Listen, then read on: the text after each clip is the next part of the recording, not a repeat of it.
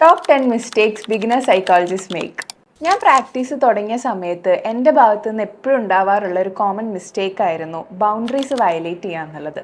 Clients ഏത് പാതിരാത്രിക്ക് message അയച്ചാൽ reply കൊടുക്കുക, അവർ കോൾ ചെയ്താൽ അത് അറ്റൻഡ് ചെയ്ത് സംസാരിക്കുക. സോ ഞാൻ കൺസിഡർ ചെയ്തത് അവർക്ക് ഞാൻ കൊടുക്കുന്ന ഒരു അൺകണ്ടീഷണൽ പോസിറ്റീവ് റിഗാർഡാണ് അതെന്നാണ്. പക്ഷേ ഞാനവിടെ ചെയ്തുകൊണ്ടിരുന്നത് ബൗണ്ടറി വയലേഷൻ ആയിരുന്നു. ഇതുപോലെ ബിഗിനർ സൈക്കോളജിസ്റ്റിൽ ഉണ്ടാവാൻ ചാൻസ് ഉള്ള ഒരു 10 കോമൺ മിസ്റ്റേക്സിനെ പറ്റിയാണ് നമ്മൾ ഈ വീഡിയോയിൽ ഡിസ്കസ് ചെയ്യാൻ പോകുന്നത്. ഈ മിസ്റ്റേക്സ് അവോയ്ഡ് ചെയ്താൽ നിങ്ങൾക്ക് തന്നെ കുറച്ച് ടൈം സേവ് ചെയ്യാനും ഉണ്ടാവാൻ ചാൻസ് ഉള്ള കുറച്ച് ഗിൽട്ടും ബേൺ ഔട്ടും അവോയ്ഡ് ചെയ്യാനും പറ്റും. ഫസ്റ്റ് വൺ, ഓവർലോഡിങ് സെഷൻസ് വിത്ത് ടെക്നിക്സ്. നമ്മുടെ മുമ്പിലിരിക്കുന്ന ക്ലയൻറ്റിനെ ഹെൽപ്പ് ചെയ്യണം എന്നുള്ള ഇൻറ്റൻഷൻ കാരണം ചിലപ്പോൾ നമ്മൾ ഇനിഷ്യൽ സെഷൻസിൽ തന്നെ ഒരുപാട് ടെക്നിക്സ് അവർക്ക് കൊടുക്കാൻ ചാൻസ് ഉണ്ട്. പക്ഷെ സംടൈംസ് ഇത് നേരെ കൗണ്ടർ എഫക്റ്റ് ആയിരിക്കും ചെയ്യുക. ഈ ടെക്നിക്സ് എല്ലാം ഓവർവെൽമിംഗ് ആയിട്ട് തോന്നാനും അവർ തെറപ്പിയിൽ നിന്ന് ഡ്രോപ്പ് ഔട്ട് ചെയ്യാനും ചാൻസ് ഉണ്ട്. ഫോർ എക്സാമ്പിൾ, ഇപ്പോൾ ആങ്സൈറ്റി ആയിട്ട് വരുന്ന ഒരു ക്ലയൻ്റ് ആണെങ്കിൽ ഇനിഷ്യൽ സെഷനിൽ തന്നെ അവർക്ക് കുറച്ച് CBT വർക്കൗട്ട്സും കുറച്ച് ഗ്രൗണ്ടിങ് ടെക്നിക്സും കുറച്ച് ഗൈഡഡ് ഇമേജറിയും ഇതെല്ലാം കൊടുക്കേണ്ട ആവശ്യമില്ല. റാപ്പോ എസ്റ്റാബ്ലിഷ് ചെയ്യുക, അവരുമായിട്ടുള്ള കണക്ഷൻ മെയിൻറ്റെയിൻ ചെയ്യുക ആൻഡ് അവരുടേതായിട്ടുള്ള പേസിൽ സ്ലോ ആയിട്ട് വേണം നമ്മൾ ടെക്നിക്സ് ഇൻട്രൊഡ്യൂസ് ചെയ്യാൻ. Next one, ignoring boundaries. Beginner സൈക്കോളജിസ്റ്റിന് മിക്കപ്പോഴും പറ്റിപ്പോകുന്നൊരു തെറ്റാണ് ബൗണ്ടറീസ് ഇഗ്നോർ ചെയ്ത് ക്ലയൻസിന് വേണ്ടി അവൈലബിൾ ആയിട്ടിരിക്കുക എന്നുള്ളത്. ക്ലയൻസ് ചിലപ്പോൾ നമുക്ക് ലേറ്റ് നൈറ്റ് മെസ്സേജസും കോൾസും ഒക്കെ ചെയ്യുന്നുണ്ടാവും. ഇതിന് നമ്മൾ അവൈലബിൾ ആവുന്നത് വഴി നമുക്ക് ബേൺ ഔട്ട് ഉണ്ടാവാനും ക്ലയൻസിന് നമ്മുടെ മേലെ ഒരു ഡിപ്പെൻഡൻസി ഡെവലപ്പ് ചെയ്യാനും ചാൻസ് ഉണ്ട്. അടുത്തതാണ് അവോയ്ഡിങ് ഡിഫിക്കൽട്ട് ടോപ്പിക്സ്. ബിഗിനർ സൈക്കോളജിസ്റ്റിന് എപ്പോഴും കുറച്ച് ഹെസിറ്റേഷൻ ഉള്ള ഒരു ഏരിയ ആണ് ഡിഫിക്കൽട്ട് ആയിട്ടുള്ള ടോപ്പിക്സ് ഹാൻഡിൽ ചെയ്യുക എന്നുള്ളത്. ഫോർ എക്സാമ്പിൾ, ഡീപ്പായിട്ടുള്ള ഗ്രീഫ് അല്ലെങ്കിൽ ക്ലയൻറ്റ്സ് എക്സ്പീരിയൻസ് ചെയ്തിട്ടുള്ള ചൈൽഡ്ഹുഡ് ട്രോമ, ഇതൊക്കെ പലപ്പോഴും അൺഅഡ്രസ്ഡ് ആയിട്ട് പോവാറുണ്ട്. പക്ഷേ നമ്മൾ എപ്പോഴും ആലോചിക്കേണ്ട ഒരു കാര്യമുണ്ട്, ഇത്തരം തോട്ട്സ്, ഇമോഷൻസ് ആൻഡ് ഇൻസിഡൻസ് ഒക്കെ ഡിസ്കസ് ചെയ്യാനും അതിൽ നിന്ന് ഓവർകം ചെയ്യാനുമാണ് ക്ലയൻറ്റ്സ് തെറപ്പിയിൽ വരുന്നത്.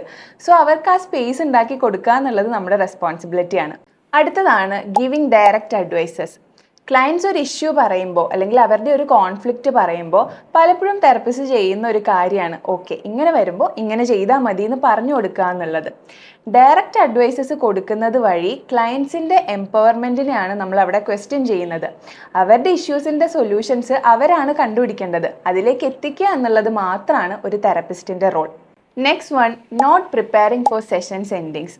സെഷൻസ് എൻഡ് ചെയ്യുന്നത് എപ്പോഴും കുറച്ച് കെയർഫുൾ ആയിട്ടായിരിക്കണം.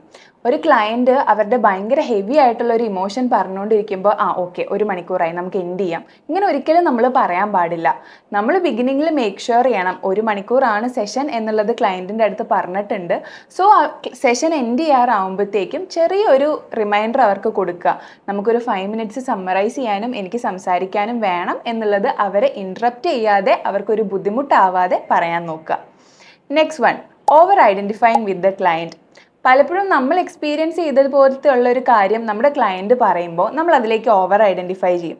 ഫോർ എക്സാമ്പിൾ, ഞാൻ റീസെൻ്റ്ലി ബ്രേക്കപ്പ് കഴിഞ്ഞിട്ടിരിക്കുന്ന ഒരാളാണെങ്കിൽ എൻ്റെ മുമ്പിലിരിക്കുന്ന ക്ലയൻറ്റ് ഒരു ബ്രേക്കപ്പ് സ്റ്റോറി പറഞ്ഞാൽ എൻ്റെ എംപതി കുറച്ച് കൂടാനും ഞാൻ അവരോട് ഓവർ ഐഡൻറ്റിഫൈ ചെയ്യാനും ചാൻസ് ഉണ്ട്. അത് പലപ്പോഴും നമ്മുടെ ജഡ്ജ്മെൻറ്റിനെ ക്ലൗഡ് ചെയ്യും ആൻഡ് അത് തെറപ്പിയുടെ എഫക്റ്റീവ്നെസ്സിനെ എഫക്റ്റ് ചെയ്യും.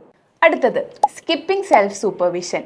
നമ്മൾ പ്രാക്ടീസൊക്കെ തുടങ്ങി 1-2 സെഷൻസ് ഒക്കെ നന്നായിട്ട് പോയി, നമ്മളത് നല്ല രീതിയിൽ ഹാൻഡിൽ ചെയ്തു. ഈ സിറ്റുവേഷനിൽ നമ്മൾ ഒരിക്കലും സൂപ്പർവിഷൻ്റെ ഇമ്പോർട്ടൻസിനെ ഇഗ്നോർ ചെയ്യാൻ പാടില്ല. എത്രത്തോളം നല്ല രീതിയിൽ നമ്മൾ കേസസ് ഹാൻഡിൽ ചെയ്യുന്നുണ്ടെങ്കിലും നമ്മുടെ ഇമ്പ്രൂവ്മെൻറ്റിനും നമ്മുടെ പേഴ്സണൽ ഇമ്പ്രൂവ്മെൻറ്റിനും പ്രൊഫഷണൽ ഇമ്പ്രൂവ്മെൻറ്റിനും വേണ്ടി കോൺസ്റ്റൻ്റ് ആയിട്ട് നമ്മൾ സൂപ്പർവിഷൻസ് എടുത്തുകൊണ്ടേ ഇരിക്കണം. Next one, ignoring the business side of therapy. Therapy ഒരു സർവീസ് ആണ്, പക്ഷേ നമ്മൾ അതിൻ്റെ ബിസിനസ് സൈഡിനെ ഒരിക്കലും ഇഗ്നോർ ചെയ്യാൻ പാടില്ല. കൃത്യമായ ക്യാൻസലേഷൻ പോളിസി ഉണ്ടാവണം, കൃത്യമായ മാർക്കറ്റിംഗ് സ്ട്രാറ്റജിയും കൃത്യമായ ഷെഡ്യൂളിങ്ങും ഉണ്ടെന്ന് നമ്മൾ ഉറപ്പുവരുത്തണം. അടുത്തതാണ് നെഗ്ലക്റ്റിംഗ് റാഡിക്കൽ സെൽഫ് കെയർ. ക്ലയൻസിനെ ഹെൽപ്പ് ചെയ്യുക അല്ലെങ്കിൽ അവരോട് ആക്റ്റീവ്ലി ലിസൺ ചെയ്തിരിക്കുക, അവരെ ഗൈഡ് ചെയ്യുക, ഇതൊക്കെ നല്ല രീതിയിൽ ഇമോഷണൽ എനർജി റിക്വയർ ചെയ്യുന്ന പ്രോസസ്സാണ്. നമുക്ക് കൃത്യമായ ന്യൂട്രീഷനും ഡയറ്റും വർക്കൗട്ടും ഹോബീസും ഒന്നും ഇല്ലെങ്കിൽ ഇത് നമ്മളെ ഉറപ്പായിട്ടും ബേൺ ഔട്ടിലേക്ക് എത്തിക്കും. എല്ലാ ദിവസവും 10 മണിക്കൂർ ഷിഫ്റ്റ് ബ്രേക്ക് ഇല്ലാണ്ട് എടുക്കുന്ന ഒരു സൈക്കോളജിസ്റ്റ് ആണെങ്കിൽ അവർക്ക് കമ്പാഷൻ ഫാറ്റീഗ് ഉണ്ടാവാനുള്ള ചാൻസസ് വളരെ കൂടുതലാണ്. അടുത്തതാണ് എക്സസീവ് സെൽഫ് ഡിസ്ക്ലോഷർ.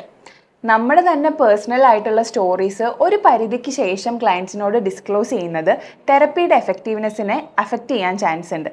അതായത് this is not about you, this is about me എന്നുള്ളൊരു സ്റ്റേജിലേക്ക് അതെത്താൻ ചാൻസ് ഉണ്ട്.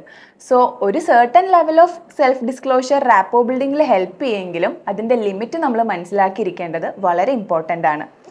Mistakes are part of the journey. പക്ഷേ നമുക്ക് ഉണ്ടാവാൻ പോകുന്ന ഏറ്റവും ഇമ്പോർട്ടൻ്റ് ആയിട്ടുള്ള ടൂള് സെൽഫ് അവെയർനെസ് ആണ്. ഈ വീഡിയോ യൂസ്ഫുൾ ആയിട്ട് തോന്നിയെങ്കിൽ കൂടുതൽ വീഡിയോസിന് വേണ്ടി നമ്മുടെ ചാനൽ ഒന്ന് സബ്സ്ക്രൈബ് ചെയ്യൂ. ഓൾസോ വീഡിയോ ഇഷ്ടമായിട്ടുണ്ടെങ്കിൽ ലൈക്ക് ചെയ്യൂ. നിങ്ങളുടെ ഫീഡ്ബാക്സ് ആൻഡ് തോട്ട്സ് കമൻറ്റ് സെക്ഷനിൽ അറിയിക്കണം.